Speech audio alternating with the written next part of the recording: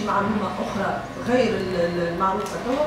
وحاجه ثانيه يعني لحد ما تحرككم وحدكم يعني من غير عائله سفيان، يعني فماش تنسيق ما بيناتكم ام انه عائله سفيان فقدت الامل؟ شنو يعني؟ والله شوف، انا وسي معاويه وسفيان يعني انا الاب الروحي تاع ما نقسمش ما بين نذير وسفيان، هما نفس الهم نفس القضيه. انا كي نتكلم ديما نسبق، ما لاحظتوهاش نسبق حتى في سفيان على نذير،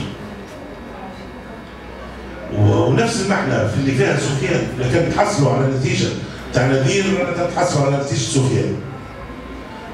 الحكومه اللي هي الموجوده في الشرق تقول، وهو موثق موجود لهنا، تركز ديما على عدم التعامل السلطات التونسيه معها في الملفات الكل، وبالخصوص ملف نذير وسفيان.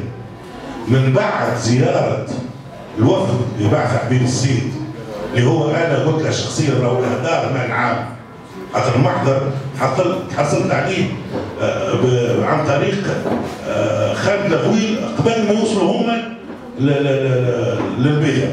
وصلنا لنا احنا المحضر نتاع السماحه نتاع المصري اللي هو فيه برشا عنعنات عن حتى كي تقراه الفحوى نتاعك تفهم ما تفهم منه حتى شيء. ونديري كان يحكي في قصه عن سمعها على واحد اخر.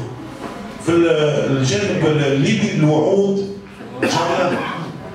وعدونا باش يتحملوا المسؤوليه وباش يعاونوا الشعب التونسي في كل المجالات، وبالاخص باش يجتهدوا على بحث الحقيقه تاع نذير وسفيان.